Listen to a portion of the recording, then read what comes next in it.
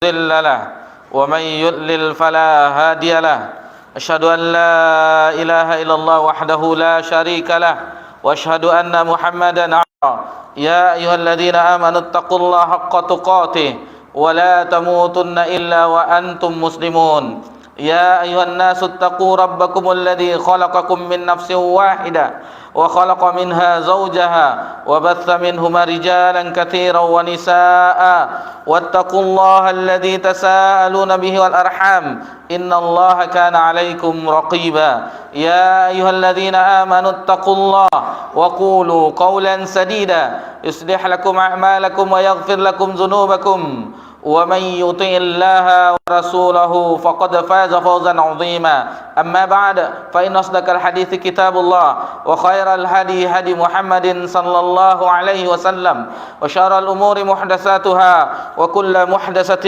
بدعة وكل بدعة ضلالة وكل ضلالة في النار. Alhamdulillah, puji syukur kehadiran Allah Subhanahu wa taala atas limpahan nikmat yang tiada terhingga. Nikmat Allah Subhanahu wa taala senantiasa tercurahkan kepada seluruh makhluknya dan itu tidak pernah terhenti walaupun hanya sekejap mata. Salawat beriringkan salam kepada Nabi kita tercinta yakni Nabi Muhammad sallallahu alaihi wasallam. Ikhwani fid din wa akhwati fillah rahimani wa rahimakumullah. Di kesempatan malam yang berbahagia ini, salah satu di antara nikmat Allah yang tiada terhingga, di tanggal 22 Rajab tahun 1446 Hijriah bertepatan tanggal 21 Januari 2025 Masehi, Allah kumpulkan kita di tempat yang mulia ini dalam rangka talabul ilm, dalam rangka beribadah kepada Allah Subhanahu wa taala, di mana sebelumnya alhamdulillah kita sholat fardu berjamaah, ada yang di sini dan ada yang di tempat lain di perjalanan.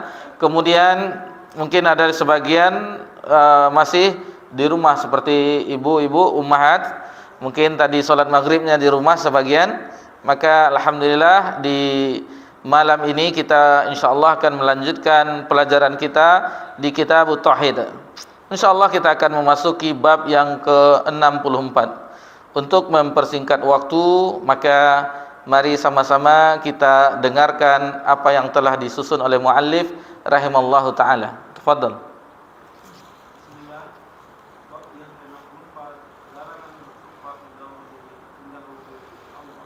Jadi muallif di bab yang ke-64 ini, jadi sudah bagian akhir kita, insyaallah 4 bab lagi kita akan sama-sama menamatkan kitab ini, kitab Tauhid, dan ini adalah pertemuan atau bab yang ke-64 di kitab Tauhid, karena ada 3 bab lagi tersisa, 67 bab. Jadi ini bab yang ke-64 di mana muallif menuliskan di dalam kitabnya ini babu ma jaa fil aqsami 'ala Allah, bab larangan bersumpah mendahului Allah Subhanahu wa taala. Jadi bab ini masih terusan dari, masih berkesinambungan dari 2 bab sebelumnya, bab yang ke-62, bab 63 tentang sumpah.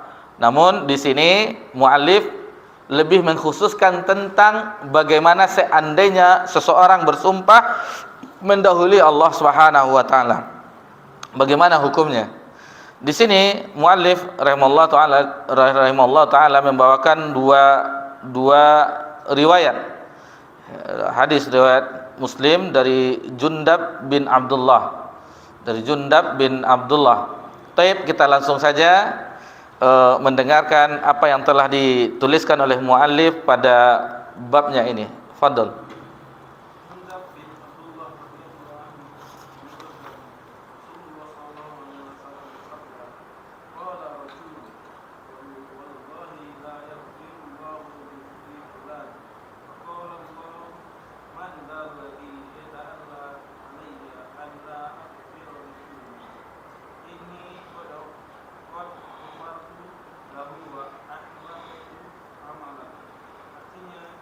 Ada seorang lelaki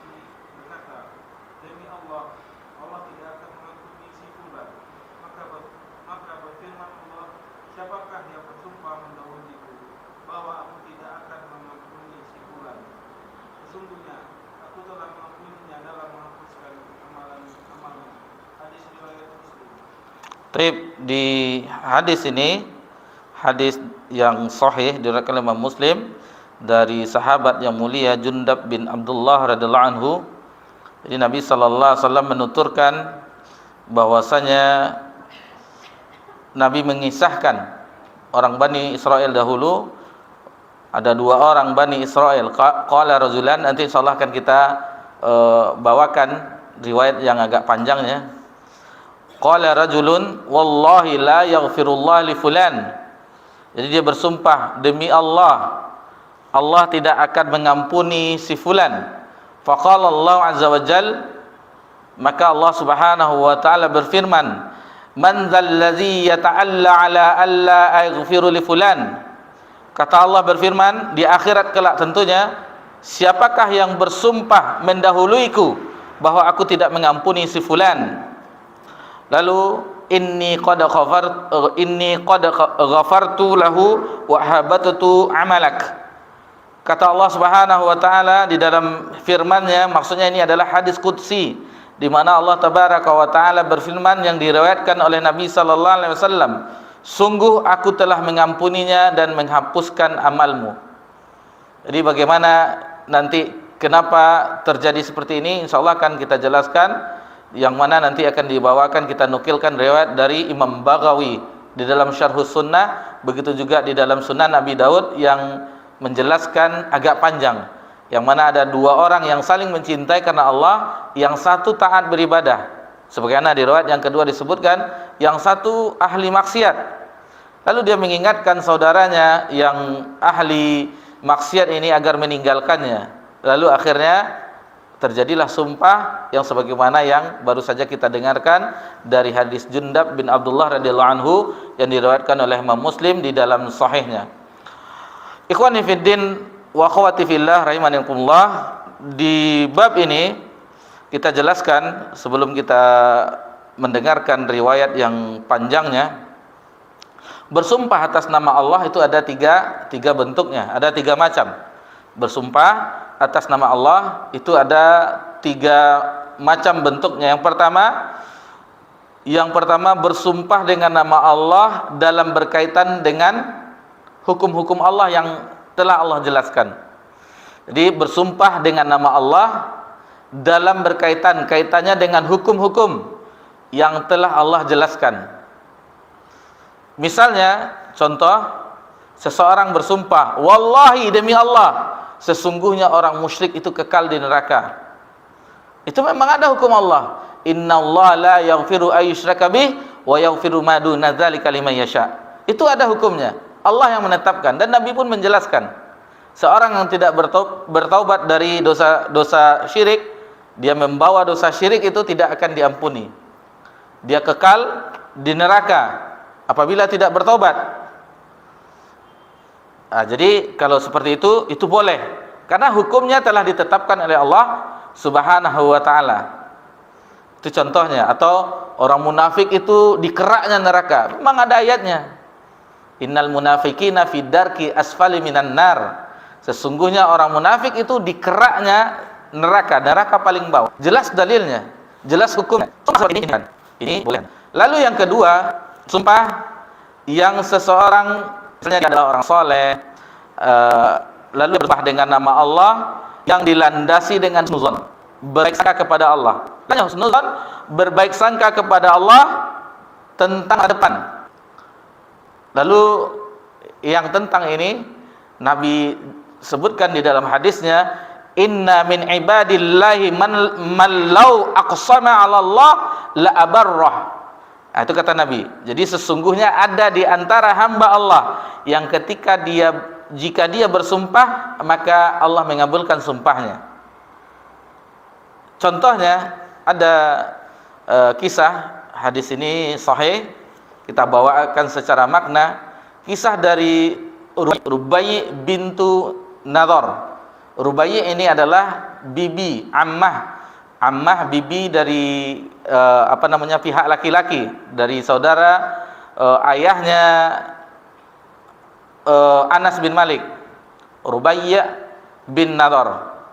yang saudara dari pamannya yang lain, kita mengetahui Anas bin Nadhr yang ketika di perang Uhud itu tidak diketahui kecuali jarinya, diketahui oleh saudari perempuannya karena sudah tidak ada bentuknya lagi, sudah puluhan tusukan tombak, pedang, anak panah dan seterusnya, tidak dikenali ini jenazah siapa.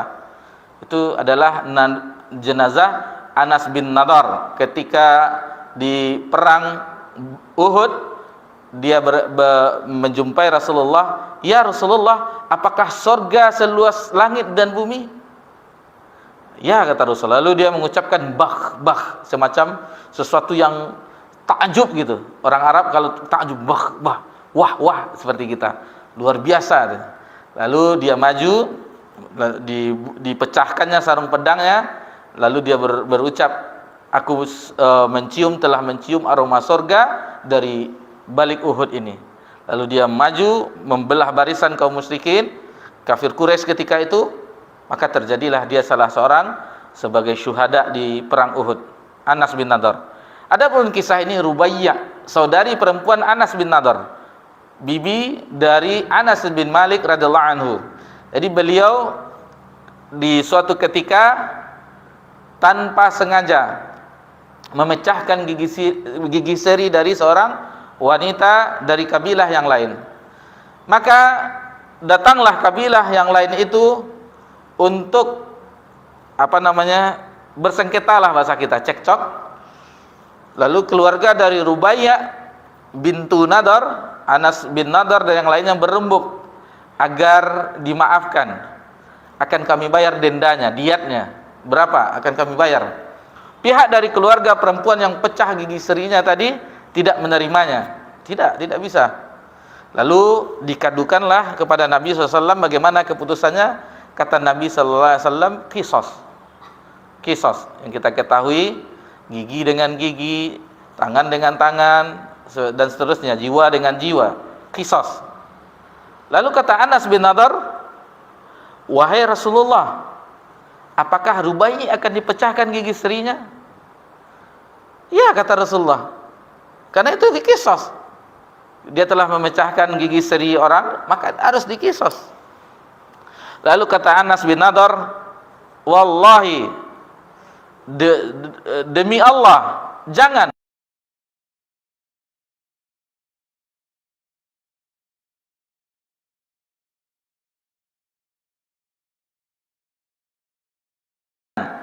demi zat yang telah mengutusmu dengan kebenaran, jangan sampai dipecahkan gigi serinya." Jadi dia bersumpah dengan menyebut nama Allah. "Wallahi, demi Allah, demi zat yang telah mengutus engkau wahai Rasulullah di atas kebenaran, dengan kebenaran, jangan sampai dipecahkan gigi serinya." Lalu Nabi berkata kepada Anas bin Malik, karena ini paman dari bibi dari Anas bin Malik, "Wahai Anas, hukum ini telah ada Allah turunkan di dalam kitabullah." Tidak berapa selang lama, maka datanglah keluarga dari perempuan yang pecah gigi serinya untuk menerima maaf dari keluarga Rubaiyah bintu Nadhr. Jadi itu. Jadi Anas bin Nadhr tadi bersumpah demi Allah, jangan dipecahkan gigi serinya. Jadi berhusnuzan kepada Allah. Ini dibolehkan. Jadi yang pertama tadi bersumpah dengan hukum yang Allah tetapkan, mendahului itu, tapi dengan hukum Allah yang Allah sudah tetapkan. Yang kedua, dengan anggapan husnuzan agar kejadian itu tidak terjadi, yang akan dipecahkan gigi Rubaiyah. Demi Allah, demi zat yang jiwa yang engkau telah diutus dengan kebenaran, jangan sampai dipecahkan gigi seri Rubaiyah, saudari dari Anas bin Nadhr, Rubaiyah bintu Nadhr. Maka alhamdulillah tidak jadi, akhirnya diterima maafnya, bayar diat, bayar denda. Ikhwani fiddin wa akhwatillah, a'azakumullah. Dari sini dua bentuk atau dua macam dari bentuk sumpah dengan menggunakan nama Allah, itu boleh keduanya. Adapun yang ketiga yang kita bahas ini tidak boleh, haram. Bahkan dia seolah-olah memutuskan hak Allah yang mempunyai wewenang siapa yang Allah masukkan ke dalam surga, siapa yang Allah akan masukkan ke dalam neraka. Dia mendahulunya. Datang haramnya di sini, sisi keharamannya di sini. Jadi dia bersumpah di sini, kata orang yang soleh, inni qad ghafar mana tadi? Ini wallahi la yaghfirullah li fulan. Demi Allah, sesungguhnya Allah tidak akan mengampuni si fulan. Nah, jadi ini telah mendahului Allah di dalam sumpahnya. Ini dilarang merusak tauhid, telah mengambil wewenang Allah Subhanahu wa taala. Dan banyak sekali ungkapan-ungkapan yang seperti yang kecil yang kita anggap ringan akan tetapi berbahaya di akhirat, yang akan menyebabkan seseorang jatuh ke lubang neraka yang sangat dalam gara-gara ucapan yang sepele. Ikhwani fiddin wa akhwati fillah, kemudian yang bisa kita sebutkan bahwasanya di kesempatan ini riwayat yang cukup panjang,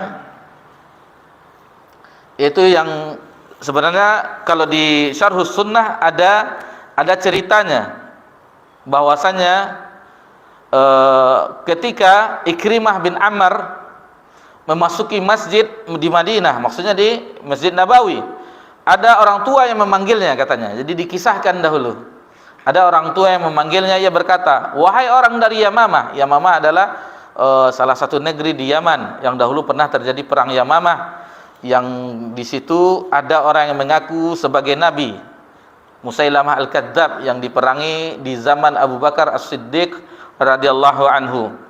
Kemarilah wahai orang pemuda dari orang dari Yamamah. Orang tua memanggilnya, memanggil Ikrimah bin Ammar. Aku belum mengenalnya, kata Ikrimah. Ia berkata, janganlah kamu berkata kepada seseorang dengan bersumpah, wallahi demi Allah, Allah tidak akan mengampuni kamu selama-lamanya dan tidak memasukkanmu ke dalam surga. Aku bertanya, man ant? Siapa engkau? Siapa Anda? Siapa Anda? Mudah-mudahan Allah merahmatimu. Lalu ia menjawab, Abu Hurairah. Jadi dia sahabat Nabi rupanya. Begitulah bagaimana semangatnya di usianya yang tua, para sahabat radhiyallahu anhum ajmain tetap ingin menyampaikan kebaikan di usianya yang tua. Dipanggilnya orang yang asing, orang yang nampak belum mengetahui hadis Nabi sallallahu alaihi wasallam. Wahai orang dari Yamamah, sini, ta'al, ke sini. Disampaikannya hadis Nabi sallallahu alaihi wasallam. Ghirah, semangat mereka menyampaikan pelajaran yang didapatnya dari Nabi sallallahu alaihi wasallam. Aku pun berkata, kata Ikrimah bin Ammar, sungguh kalimat ini dikatakan oleh seseorang di antara kami kepada keluarganya jika marah, atau kepada istrinya atau pembantunya. Lalu baru ada disebutkan hadis yang tadi yang kita sudah sebutkan, yang ada di pada matan, hadis dari Jundab bin Abdullah yang diriwayatkan oleh Imam Muslim. Kemudian dari Abu Daud, itu di dalam sunnahnya, kana rajulani fi Bani Israil mutahabbin. Afwan. Jadi ada dua orang laki-laki dari Bani Israil, kata Nabi sallallahu alaihi wasallam, yang saling mencintai, yang bersaudara. Fakana ahaduma yuznibu wal akharu mujtahidun fil ibadah. Jadi yang satunya adalah ahli maksiat, orang yang sering melakukan dosa. Wal akharu, dan yang satunya lagi mujtahidun fil ibadati. Jadi yang satunya taat beribadah, orang yang soleh.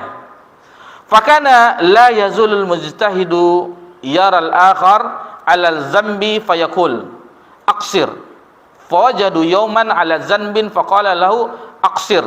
Faqala khallani wa rabbi ab'ithu ala raqiban faqal. Jadi ada suatu ketika orang yang giat beribadah ini, orang yang soleh ini, melihat yang ahli maksiat tadi, aqsir, berhentilah. Lalu tidak berhenti juga orang ini. Di lain kesempatan diucapkan lagi, dinasihatkan lagi, aksir, berhentilah dari maksiatmu. Lalu akhirnya dia mengungkapkan yang sebagaimana di hadis Jundab, katanya, wallahi la yaghfirullah laka aw la yudkhilul jannah faqabada azwahum arwahuma fajtama'a 'abdi rabbil alamin faqala li hadzal mujtahid. Jadi karena kesal lah, tidak sabar dengan dakwah, akhirnya dia bersumpah dengan nama Allah, mendahului Allah dalam sumpahnya, demi Allah, sesungguhnya Allah tidak akan mengampuni dosamu. Lalu ketika itu dilanjutkan di dalam hadis ini, atau tidak akan memasukkanmu ke dalam surga. Kemudian Allah mencabut ruh orang ini. Jadi di kisah itu diriwayatkan di dalam hadis itu, Nabi menceritakan dua orang ini, lalu dicabutlah nyawa orang ini keduanya. Maksudnya bukan seketika, datang ajalnya. Dia menghadapi kehidupan sebagaimana biasanya sampai datang ajalnya, lalu dicabutlah. Maka di akhirat dikumpulkan di yaumil mahsyar. Semua kita dikumpulkan di yaumil mahsyar. Lalu Allah tabaraka wa taala berfirman terhadap orang itu, kata Allah Subhanahu wa taala kepada orang yang rajin beribadah, akunta bi aliman aw kunta ala ma fi yaday qadiran wa qala lil muznib idhhab fadkhul jannah bi rahmati wa qala lil akhar izhabu bihi ilan nar. Jadi kata Allah Subhanahu wa taala, sebelumnya kita tadi ada yang terlupa. Jadi orang ahli maksiat ini sempat mengungkapkan kepada saudaranya yang ahli ibadah, apakah Allah mengutusmu untuk mengawasiku? Jadi itu yang membuat dia marah itu. Jadi tadi terlupa, tadi terlewat dia. Katanya karena sering dinasihati, aksir berhentilah, karena sakinglah apanya, dia juga kesal dinasihati rupanya. Apakah Allah mengutusmu untuk mengawasiku? Itu. Lalu akhirnya baru dia mengatakan, wallahi la yaghfirul lil fulan. Demi Allah, sesungguhnya Allah tidak akan mengampuni si fulan, maksudnya orang yang melakukan maksiat tadi. Lalu di akhirat setelah dikumpulkan, apakah kamu lebih mengetahui dariku? Kata Allah Subhanahu wa taala. Atau apakah kamu melakukan apa yang ada dalam kekuasaanku? Lalu Allah berfirman kepada orang yang berdosa tersebut, izhab fadkhil jannata bi rahmati. Bi rahmati, ingat di sini. Masuklah ke dalam surga dengan rahmatku. Nah, jadi dengan rahmat Allah, dengan kasih sayang Allah Subhanahu wa taala. Hatta Nabi kita tercinta sallallahu alaihi wasallam juga memasuki surga dengan rahmat Allah. Kemudian Waalaikumsalam warahmatullahi. Wa qala lil akhar izhabu bihi ilan nar. Lalu kepada orang yang bersumpah tadi, yang mendahului sumpahnya mendahului Allah Subhanahu wa taala, pergilah kamu ke dalam neraka. Jadi hadis ini diriwayatkan oleh Imam Abi Daud di dalam sunannya.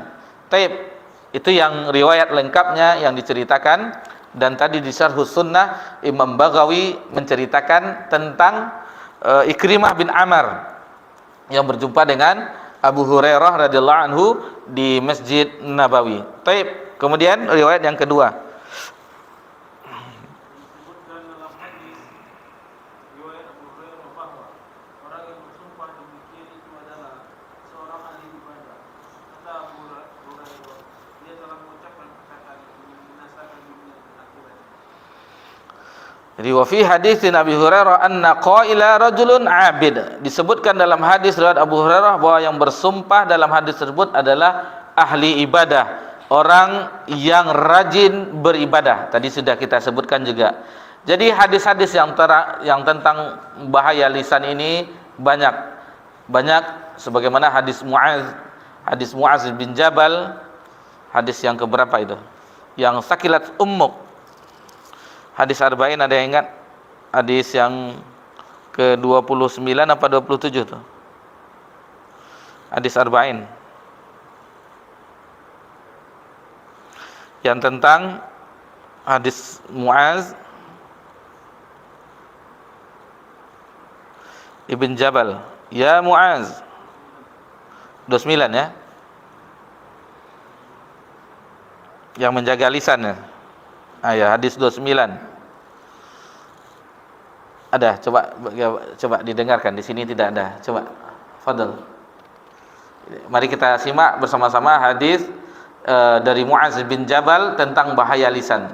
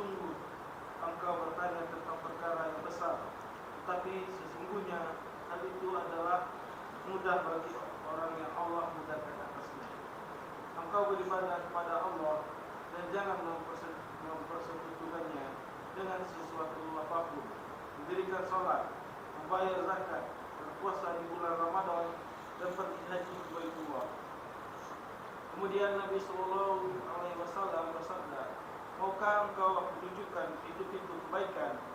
Puasa adalah perisai, sedekah itu memadamkan kesalahan sebagaimana air memadamkan api. Dan salatnya seseorang di pertengahan malam. Kemudian Nabi Sallallahu Alaihi Wasallam membaca firman Allah, lambung mereka jauh dari tempat tidurnya sampai pada firman Allah yang mereka kerjakan. Surat As-Sajdah ayat 16 sampai 17. Kemudian Nabi Sallallahu Alaihi Wasallam bersabda, maukah engkau aku jelaskan tentang pokok segala perkara, tiang-tiangnya dan puncaknya? Aku katakan mau wahai Rasulullah. Nabi Sallallahu Alaihi Wasallam bersabda, pokok segala perkara adalah Islam, tiang-tiangnya adalah salat, dan puncaknya adalah jihad. Kemudian Nabi Sallallahu Alaihi Wasallam bersabda, maukah menjelaskan kepadamu tentang hal yang menjaga itu semua. Aku menjawab, mau wahai Rasulullah. Beliau sallallahu alaihi wasallam bersabda, menjawab lalu memegang lidah beliau dan bersabda, jagalah ini lisan. Bertanyakan, wahai Nabi Allah, apakah kita akan disiksa dengan sebab perkataan kita? Nabi sallallahu alaihi wasallam menjawab, semoga ibumu kehilanganmu. Kalimat ini maksudnya adalah untuk memperhatikan ucapan selanjutnya. Tidaklah manusia tersungkur di neraka atas wajah atau di atas hidung mereka, melainkan dengan sebab lisan mereka. Hadis riwayat Tirmizi yang mengatakan bahwa hadis ini sahih. Barakallahu fiik. Jadi di hadis ini dijelaskan bahaya lisan. Bukankah tadi dia bersumpah yang orang soleh tadi, sesungguhnya wallahi qad la ghafarallahu lak. Sungguh wallahi demi Allah, Allah tidak akan mengampunimu. Kan cuma lisan. Dijelaskan di dalam hadis ini bahaya lisan. Jadi awalnya Mu'adz bin Jabal radhiyallahu anhu berkata, "Qultu ya Rasulullah." Jadi dia bertanya kepada Rasulullah SAW, dan ini alhamdulillah Matan Arba'in An-Nawawiyah telah kita pelajari di Limbungan Rumbai, alhamdulillah tamat. Ada satu hadis kalau tidak salah dibahas di sini. Ada enggak waktu itu? Ada satu hadis hari Ahad waktu itu kan. Baik. Qultu ya Rasulullah. Aku bertanya kepada Rasulullah, akhbirni bi amalin yudkhilul jannah wa yuwa'udi 'anin nar. Wahai Rasulullah, tunjukkanlah kepadaku, kabarkanlah kepadaku amalan yang akan memasukkanku ke dalam surga dan menjauhiku dari neraka. Qal, lalu Nabi SAW bersabda, laqad sa'alta 'an 'azim. Bayangkan Nabi memuji pertanyaannya. Sungguh engkau menanyakan sesuatu yang sangat besar. Lihat pertanyaan, bobot pertanyaan para sahabat. Apa amalan yang akan memasukkanku ke dalam surga dan apa yang akan menjauhi dari neraka? Berbobot. Nah, ada pertanyaan, Ustaz, apa hukumnya kalau kita begini, Ustaz? Yang tidak tentu tidak ada manfaatnya. Lihatlah sahabat, pertanyaannya berbobot. Bagaimana cara agar amalan itu memasukkan kita yang kita amalkan masuk surga dan menjauhi kita dari neraka? Dipuji oleh Nabi sallallahu alaihi wasallam. Lalu kata Nabi sallallahu alaihi wasallam, wa innahu layasirun ala man yasrahullahu alaihi. Sesungguhnya itu adalah akan dimudahkan bagi yang dimudahkan oleh Allah atasnya. Ta'budullah la tusriku bihi syai'a. Jadi yang pertama adalah mentauhidkan Allah dan menjauhi kesyirikan. Ibadahi Allah saja dan jauhi kesyirikan terhadapnya dengan segala sesuatu apapun. Wa tuqimus shalah, dan mendirikan salat. Wa tu'tiz zakah, menunaikan zakat. Wa tasumu Ramadan, kemudian puasa bulan Ramadan. Insyaallah di bulan Ramadan kurang dari 40 hari lagi kita memasukinya. Wa tahujjul baita tsumma qal, kemudian haji ke Baitullah, lalu dibacakan firman Allah Subhanahu wa taala, tsumma qal, bukan, Nabi menambahkan. Di sini faedahnya, bertanya satu lalu ditambahkan oleh Nabi. Jadi ada tambahan faedah. Kata Nabi SAW, ala adulluka ala abwabil khair saum junnah. Maukah aku tunjukkan kepada engkau pintu-pintu kebaikan? As-saumud junnah, puasa itu adalah perisai. Wa shadaqatu tuti'ul khati'ata kama yutfi'ul ma'an nar. Jadi sedekah itu adalah sebagaimana dia akan menggugurkan dosa sebagaimana api yang disiram oleh air, sebagaimana air yang memadamkan api. Wa shalatur rajuli fi jawfihi lail, dan orang yang salat malam, ini keutamaan salat malam. Lalu dibacakan surat As-Sajdah ayat tatajafa junubuhum 'anil madaji' yad'una rabbahum khaufa wa tama'an wa razaqna yunfikun fala ta'lamu nafsum ma ukhfiya lahum min qurrati a'yun jazaa'an bima kanu ya'malun. Ayat 16, 17. Kemudian kata Nabi sallallahu alaihi wasallam, tsumma qala ala ukhbiruka bi ra'sil amri wa amadihi wa zirwati sanami. Qultu bala ya Rasulullah. Jadi ditambahkan lagi. Pertanyaannya tadi cuman itu, lalu ditambahkan lagi oleh Nabi sallallahu alaihi wasallam. Yang mana itu pokoknya apa, kemudian tiangnya, kemudian puncaknya. Kata Nabi SAW, Ra'sul amril Islam. Pokok dari segala sesuatu itu adalah Islam. Wa amuduhus salah, dan tiang-tiangnya adalah salat. Ini yang sahih hadisnya. Adapun as-salatu imaduddin itu riwayatnya lemah. Jadi wa amuduhu salah, tiang-tiangnya adalah salat. Sementara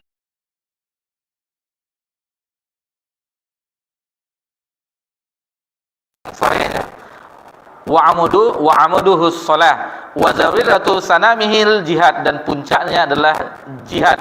Tsumma qala,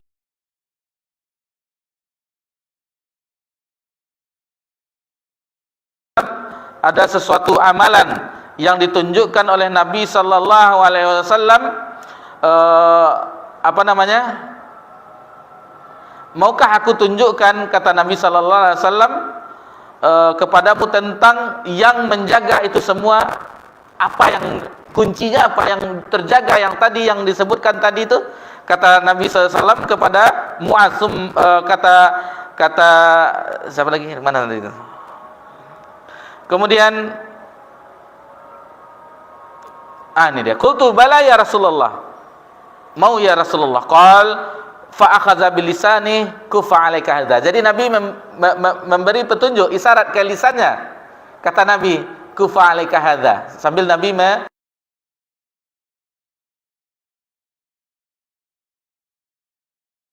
pegang oleh Nabi ini, kufa alaika hadza, jaga olehmu ini, maksudnya lisannya. Lalu Mu'adz pun menyimpali, kata Mu'adz, kata Mu'adz, faqultu ya Nabi Allah, wa inna la mu'akhadzuna bima tatakallamu bih. Wahai Rasulullah, apakah kita akan binasa dengan perkataan kita, dengan lisan kita? Faqal sakilat ummuk, celakalah ibumu, semoga ibumu kehilanganmu. Ini maksudnya agar mengalihkan ke pembicaraan. Wa hal yakubbun nasu fin nari ala wujuhim aw qala ala manakhirihim illa hasaidil alsinatihim. Lalu kata Nabi SAW, betapa banyak orang yang tersungkur, baik itu wajahnya atau hidungnya ke neraka, disebabkan karena lisannya. Jadi yang perlu dijaga itu katanya lisan. Ungkapan yang tadi yang sangat sederhana sekali, dia hanya mengucapkan wallahi la yaghfirullah, demi Allah sesungguhnya Allah tidak akan mengampunimu. Hanya itu saja. Tetapi menyebabkan dia tersungkur ke dalam neraka Allah. Karena Allah tidak suka didahului. Dia bersumpah dengan nama Allah, demi Allah, Allah tidak akan mengampuni. Allah tidak suka dengan itu. Dia ikut campur dengan urusan Allah. Jadi Allah tidak suka. Adapun yang diampuni, yang dimasukkan ke dalam surga, yang dijerumuskan ke dalam neraka, itu adalah wewenang Allah Subhanahu wa taala. Cuman siapa yang bisa seperti itu? Bayangkan. Apakah Allah mengutusmu untuk mengawasiku? Kita pun marah itu. Jadi dia diingatin, aksir cukup, jangan lakukan lagi. Aksir, di kemudian harinya aksir, berhentilah wahai saudaraku, saling mencintai, orang yang bersaudara, orang yang berteman. Aksir cukup, jangan lakukan dosa itu lagi. Lalu karena jengkelnya, karena sering dinasihati, apakah Allah mengutusmu untuk mengawasiku? Lalu barulah terucap sumpah tadi. Ini faedah yang besar bagi kita yang ingin mendakwahi, ingin menyampaikan kebenaran, ingin melarang kepada kemungkaran, harus bersabar. Jangan sampai kita bersumpah atau kata-kata yang keluar mendahului Allah Subhanahu wa taala. Ini sangat bersabar kita di dalam sumpah kita ini. Baik, kita azan dulu karena sudah azan. Insyaallah kita setelah azan ada faedah yang lain mungkin kita tambahkan. Insyaallah. Fadhil.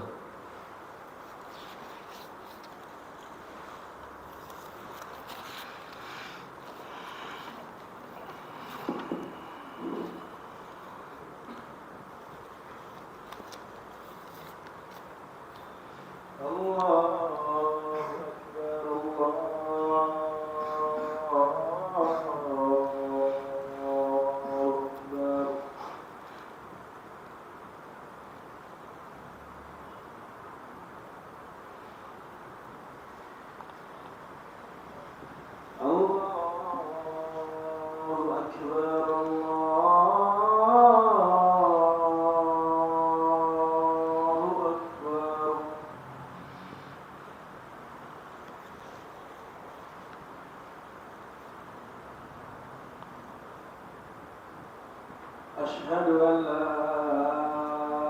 إله إلا الله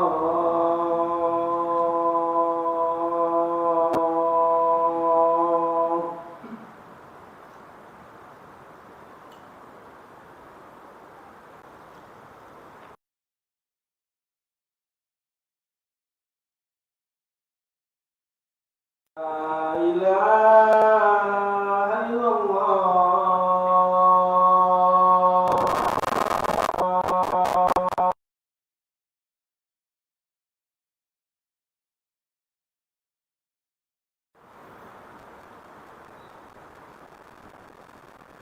أشهد أن محمدا رسول الله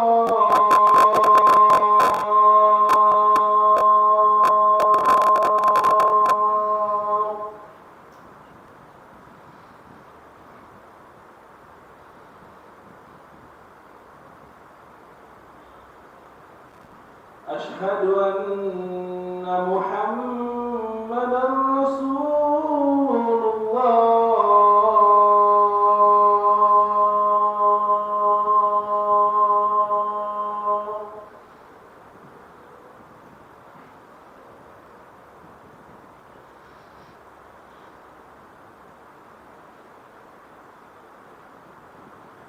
حي على الصلاة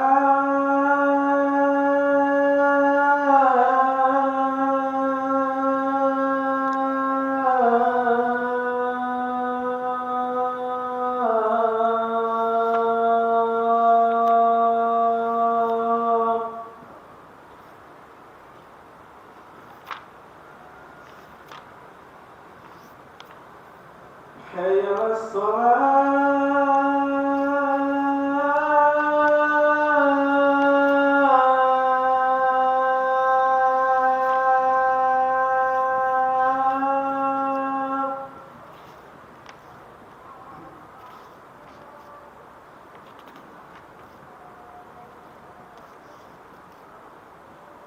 حي على الفلاح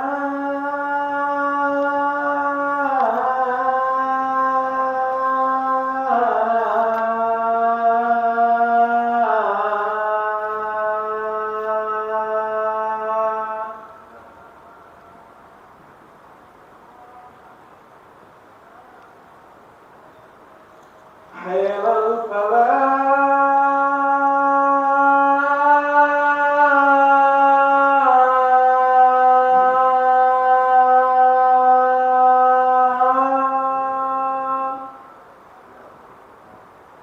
الله أكبر الله أكبر لا إله إلا الله La ilaha illallah Rasulullah.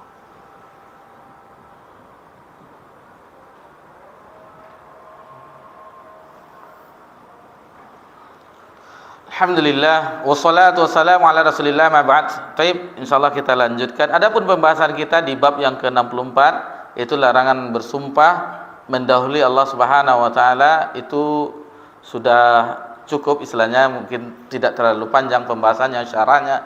Adapun tambahan ini bonus. Ada sedikit minta waktu sedikit tentang hidayah. Kita berbicara tentang hidayah, sesuatu yang kita butuhkan di dalam kehidupan kita. Hidayah merupakan sesuatu yang kita butuhkan di dalam kehidupan kita untuk kebahagiaan di akhirat.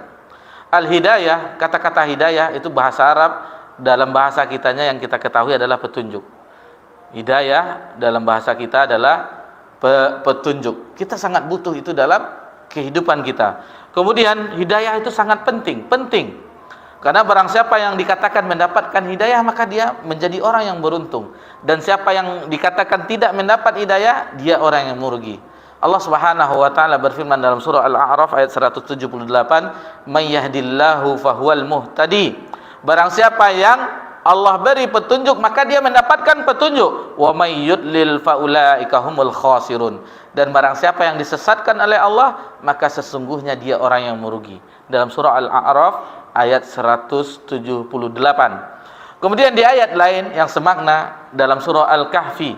Dalam surah Al-Kahfi ayat 17. Tadi Al-A'raf ayat 178, sekarang surah Al-Kahfi ayat 17. May yahdillahu fahuwal muhtadi. Barang siapa yang Allah beri petunjuk, maka sesungguhnya dia mendapatkan petunjuk, hidayah. Wa may yudlil falan tajida lahu waliyyan mursyida. Dan barang siapa yang disesatkan oleh Allah, maka tidak ada satupun ditemukannya penolong dan orang yang memberinya petunjuk, dalam surah Al-Kahfi. Dan begitu juga tadi di awal kajian di hadis Khutubatul Hajjah, ketika kita awal kajian tadi, innal hamdalillah nahmaduhu wa nasta'inu wa nastaghfiruh wa na'udzubillahi min syururi anfusina wa min sayyiati a'malina. Sini, may yahdillahu fala mudhillalah. Barang siapa yang Allah beri petunjuk, maka tidak ada satupun yang menyesatkan. Wa may yudlil fala hadiyalah. Dan barang siapa yang disesatkan oleh Allah, maka tidak ada satupun yang dapat memberi petunjuk. Itu sangat pentingnya petunjuk itu bagi kehidupan kita di dunia ini. Kemudian secara umum ulama membagi hidayah tersebut menjadi dua.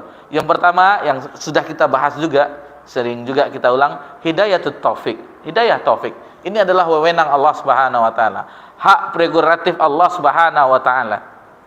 Bahkan hidayah taufik ini tidak bisa dilakukan oleh Nabi sallallahu alaihi wasallam.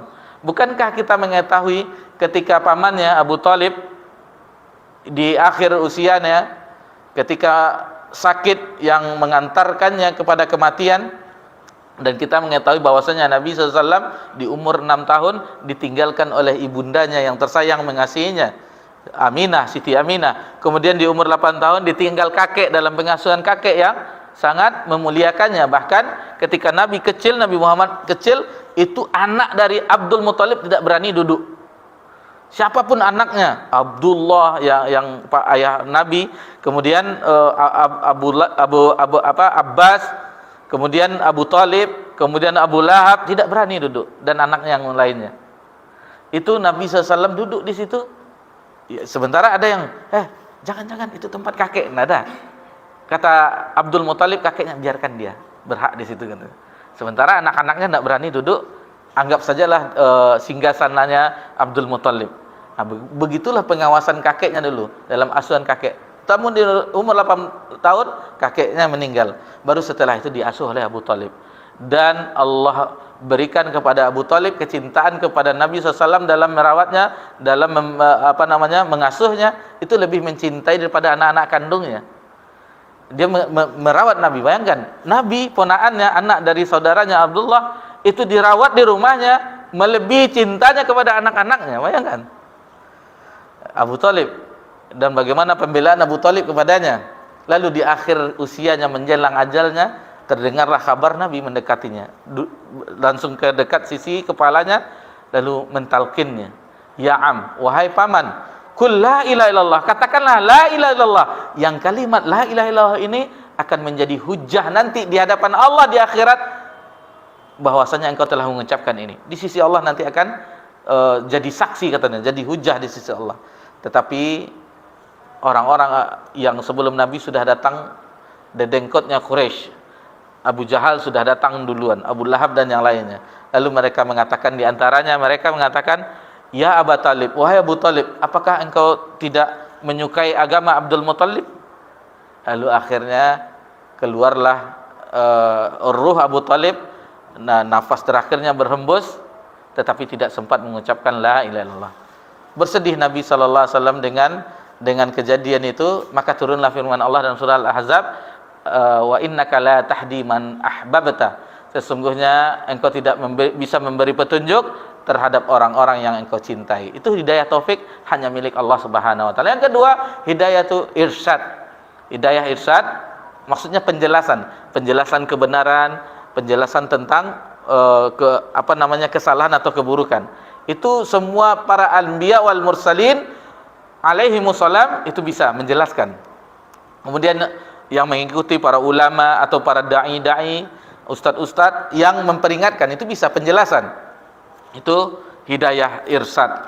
Kemudian yang bisa kita ingatkan juga pentingnya hidayah ini, poin berikutnya, yang tadi hidayah itu adalah petunjuk. Yang kedua, sangat penting hidayah itu dalam kehidupan kita. Lalu macam-macam hidayah. Yang ketiga, poin yang keempat, sangat dianjurkan untuk meminta hidayah.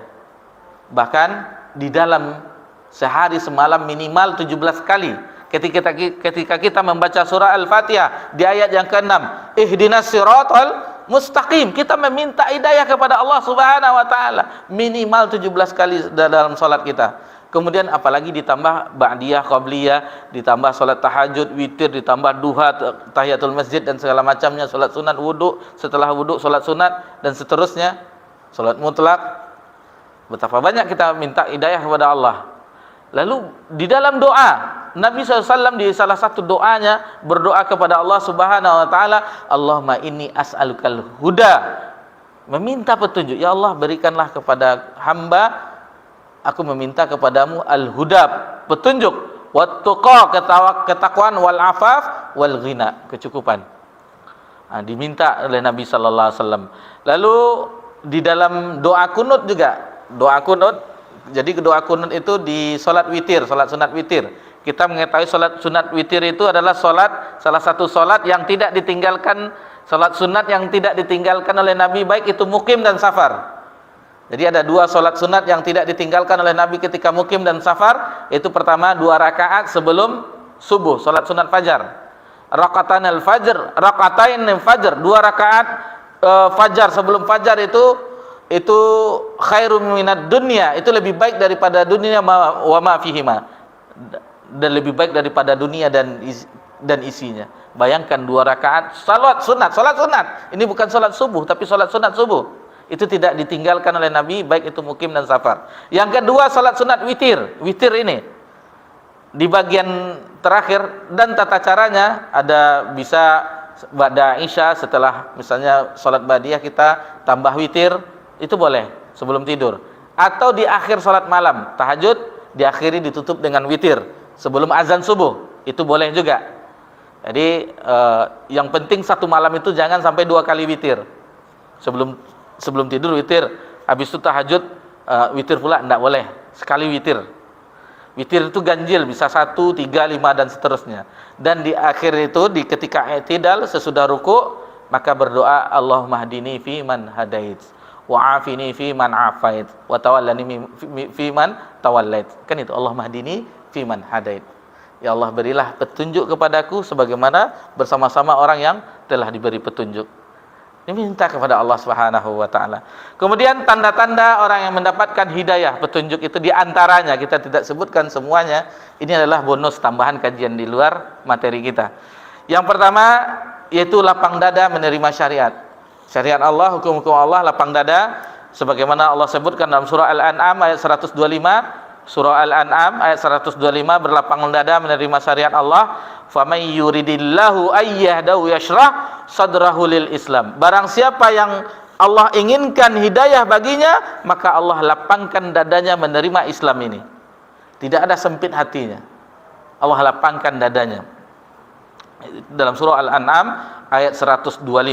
Kemudian yang kedua, sabar dalam menjalani musibah. Orang yang sabar dalam menjalani musibah berarti dia mendapatkan hidayah dari Allah Subhanahu. Salah satu tanda-tandanya, apapun bentuknya, baik itu ditinggal oleh orang yang dicintai, Allah mengambil orang yang kita kasihi, orang tua, istri, anak, seluruhnya, tetangga, kakak, adik, ataupun musibah yang lainnya, banyak seluruhnya. Musibah anak yang tinggal kelas misalnya, musibah kecelakaan, musibah yang misalnya jual beli yang sekarang lagi merosot, semua pokoknya apapun bentuk musibah.